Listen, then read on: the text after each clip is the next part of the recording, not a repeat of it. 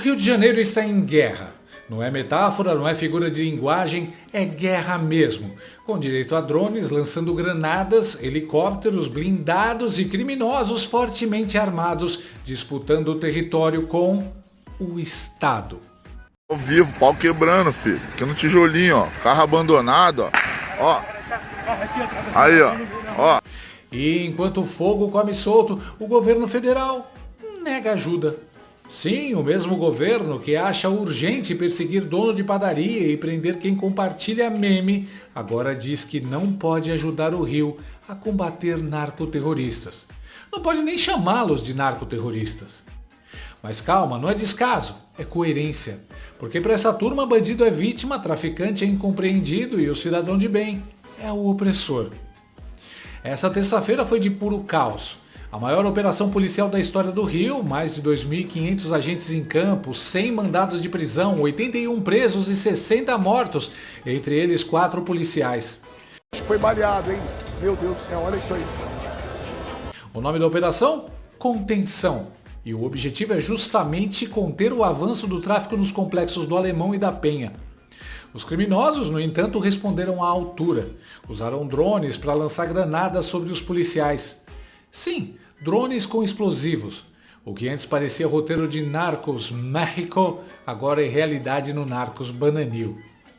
O governador Cláudio Castro resumiu bem. Esse é o tamanho do desafio que enfrentamos. Não é mais crime comum, é narcoterrorismo. Mas no Brasil da lacração, dizer isso é quase um crime de opinião. O secretário de Segurança, Victor Santos, explicou que a operação visa retomar o controle de 9 milhões de metros quadrados dominados por facções. Território onde vivem 280 mil pessoas. Isso mesmo, quase 300 mil reféns do crime. Mas se engana quem pensa que isso sensibiliza Brasília. Lá, o pessoal tem outras prioridades. Tipo criar PEC para controlar a polícia, ajudar ditadores e fazer dancinha no TikTok do Planalto. Como resposta à operação, o Comando Vermelho bloqueou ruas, queimou ônibus e lançou granadas. Aí, rapaziada, fecharam o galeão, ninguém lá, atravessando o caminhão lá na frente. Agora, mano. Enquanto isso, parte da imprensa perguntava: mas e os direitos humanos dos bandidos? Direitos humanos dos bandidos, sim. Porque o padeiro que toma tiro no ônibus não merece manchete. Os policiais mortos viram estatística. E o cidadão de bem, que só quer viver em paz, é tratado como cúmplice da violência. E aí vem o ponto mais revoltante. O governo Lula negou ajuda ao Rio de Janeiro. Negou várias vezes. Enquanto as forças estaduais enfrentavam o Comando Vermelho, o Planalto dizia: boa sorte aí, irmão. Cláudio Castro pediu ajuda e o governo respondeu com silêncio. Pergunta justamente em relação à ajuda das Forças Armadas. Dessa vez, essa ajuda foi pedida ao governo federal? Se foi pedido, por que não vieram? Ou não foi Não foram pedidas dessa vez porque nós já tivemos 3 negativas. Então nós já entendemos que a política é de não ceder. Falaram que tem que ter GLO, que tem que ter isso, que tem que ter aquilo, que podiam emprestar o blindado e depois não podia mais emprestar porque o servidor que opera o blindado, ele é um servidor federal, então tinha que ter GLO e o presidente já falou que ele é contra a GLO e aí cada dia nós temos uma razão, para não ser mal educado, cada dia nós temos uma razão de não emprestar e de não estar colaborando. Então a gente entendeu que a realidade é essa e a gente não vai ficar chorando pelos cantos. A gente vai ficar trabalhando, que é o que está acontecendo hoje aqui. O Estado, ao invés de ficar transformando isso numa batalha política, está fazendo a sua parte e, como disse brilhantemente a nossa Coronel Cláudia, está excedendo, inclusive, os seus limites. Eu até entendo que estamos excedendo as nossas competências, mas continuaremos excedendo elas. Se precisar exceder mais ainda, excederemos na nossa missão de servir e proteger o nosso povo. Talvez não tivesse uma velhinha com Bíblia para aprender, né? Ou um vendedor de algodão doce suspeito com camisa da seleção para algemar. Porque se fosse isso, aí sim o governo federal mandava o exército. Mas combater facção criminosa? Isso dá trabalho. e a esquerda já tem um roteiro ensaiado. Polícia despreparada, genocídio, ação sem inteligência. O funkeiro Oruan, filho de líder do Comando Vermelho e ídolo dos jovens esquerdistas sem cérebro, ficou choramingando no Twitter, acusando a polícia de chacina. Maior chacina da história do Rio de Janeiro. A caneta mata mais do que o fuzil. Legal, Oruan, vamos fazer um teste. Você dá um tiro de caneta num policial e ele te dá um tiro de fuzil. É possível combater o crime sem dar um tiro. Mas o governador bolsonarista do Rio, Cláudio Castro, escolheu o caminho da truculência. Ah, pra você é fácil falar, né, Jandira? Com essa carranca, você sobe o morro e assusta todos os traficantes. Não precisa dar um tiro. Cláudio Castro, seu covarde, incompetente, seu irresponsável. Olha o naipe de quem quer dar pitaco no trabalho dos policiais.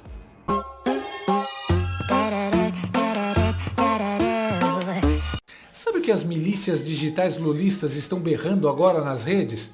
Que o governador do Rio está promovendo o genocídio do povo preto. Sim, é sério. No país onde traficante é empreendedor social, bandido é vítima do sistema e assalto é redistribuição de renda, combater criminoso virou racismo. É a prova viva de que o Brasil sofre de uma doença mental coletiva há mais de meio século. A síndrome do coitadismo progressista.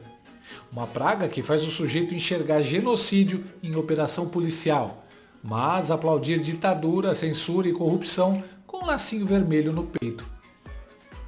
Porque no Brasil de hoje, combater traficante é errado.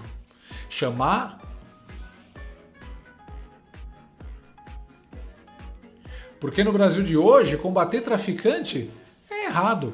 Certo é chamar traficante de vítima da sociedade. Mas a operação teve resultados. Entre os presos estão Nicolas Fernandes Soares, operador financeiro de Edgar Alves de Andrade, o Urso, um dos chefes do Comando Vermelho, e Tiago do Nascimento Mendes, o Belão do Quitungo. Foram apreendidos fuzis, pistolas, rádios comunicadores e motocicletas. E ainda assim, os bandidos conseguiram fugir por trilhas clandestinas, o que indica que houve vazamento da operação. E adivinha? Isso também será culpa da polícia, segundo os especialistas do sofá da Globo News. Enquanto o Rio pegava fogo, Andréia Saci, aquela que só pula com a perna esquerda, apareceu ao vivo desesperada para limpar a barra do Lula, que todo mundo já estava xingando. Ela também estava indignada, mas não com o crime, e sim com o Congresso. Ela perguntou com aquele tom professoral de quem acha que é imparcial: Por que a PEC da segurança não anda? É que essa PEC está no Congresso Nacional, aí de forma específica na Câmara, desde abril. Nós estamos em fim de outubro, quase em novembro. Pergunta que eu faço aqui aos deputados, e faço isso o tempo todo, porque a gente ouve aqui deputados de tudo que é lado, todo dia, toda semana. Isso não é urgente? A PEC da segurança pública não é urgente? O deputado falou que estava até colhendo sugestões, eu acho que ele estava nos Estados Unidos, semana passada, quando ele nos deu entrevista, estava ali estudando o tema, mas eu volto a uma etapa anterior. Por que que o Congresso não deu prioridade para isso? Estava às voltas debatendo PEC da blindagem, prerrogativa, anistia e isso aqui acontecendo. A vida das pessoas no meio dessa confusão. É irônico. A Andréia vê como solução para tudo a aprovação da PEC que entrega o poder das polícias justamente para o governo federal, o mesmo que recusou ajuda para a operação. Eu não quero as Forças Armadas na favela brigando com bandido. Mas vamos lá, Andréia. A PEC é ruim e não resolve nada. Não é porque ela tem segurança no nome que ela cuida da segurança. Ela gera apenas centralização justamente no ente federativo menos acostumado a combater o crime. Talvez a PEC da segurança não ande porque ninguém confie em entregar a segurança do país a quem chama traficante de vítima. Mas claro, a culpa é do Congresso, da direita, da anistia, de todo mundo, menos do governo Lula e do STF, que criaram esse caos. A PEC visa centralizar o poder em quem tem um diálogo cabuloso com o crime organizado. Ela não visa melhorar nada para a população. Os juízes que são nomeados por esse poder central também só defendem o crime organizado, atacando como inimigos públicos o povo comum que ousa criticar suas decisões. Essa PEC da segurança é o cavalo de Troia do bolivarianismo. Ela tira o poder das mãos dos governadores e entrega tudo para Brasília. É o mesmo script usado por Chávez e Maduro.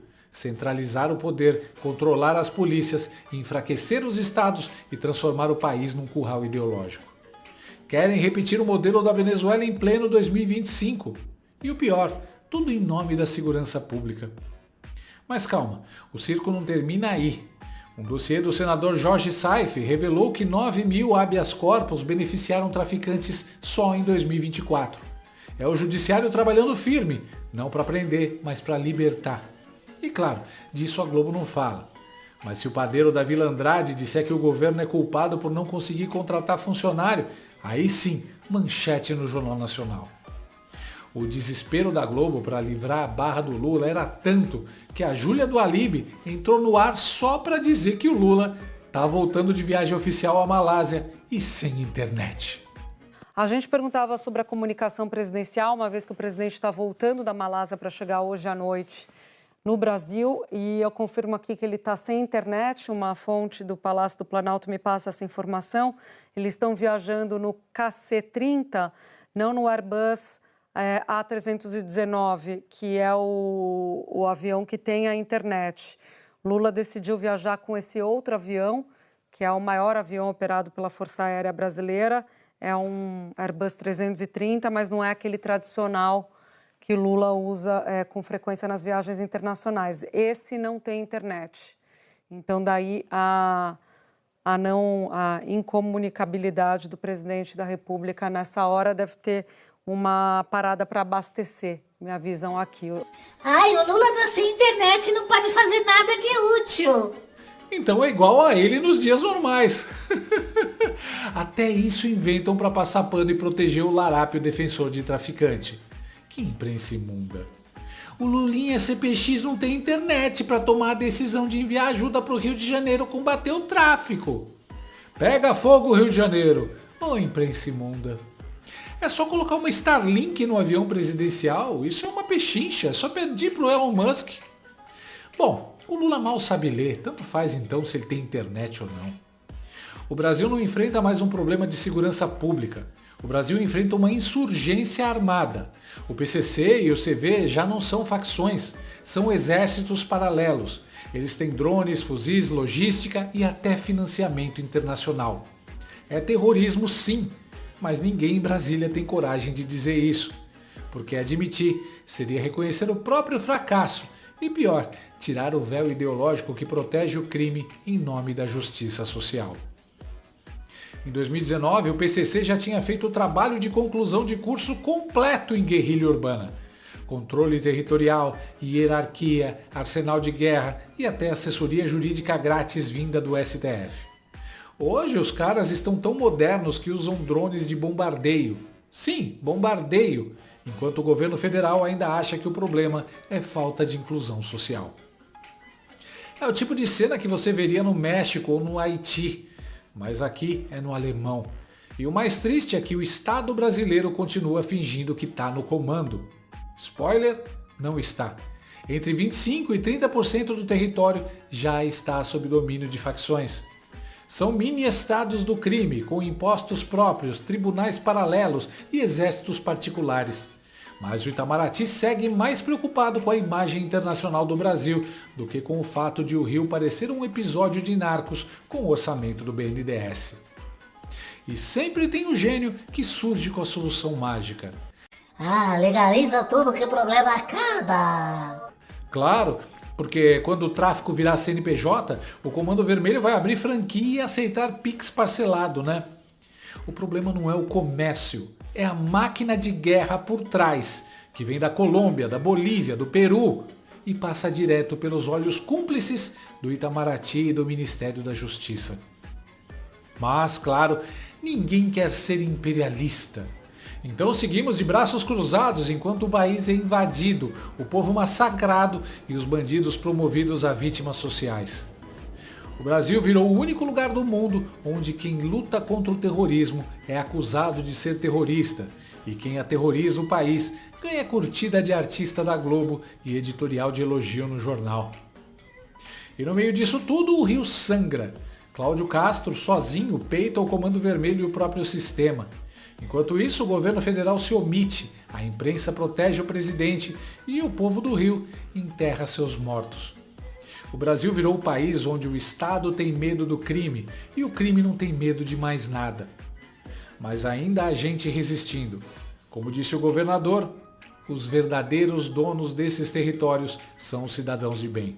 Então, confia nas forças de segurança. Nós estamos trabalhando muito porque a gente quer um Rio de Janeiro e um Brasil livre da criminalidade e a gente não vai retroceder porque a gente acredita que quanto mais a segurança pública funcionar, mais livre você será, você e a sua família. Um abraço. Então, parabéns ao Cláudio Castro. Contra o crime, contra a covardia e contra o silêncio cúmplice de Brasília. Hoje, ele botou pocando no Comando Vermelho e cancelou quase 100 CPFs de terroristas. Meu respeito total a esse homem, porque no Brasil de hoje, quem luta contra o crime é quem mais precisa de proteção.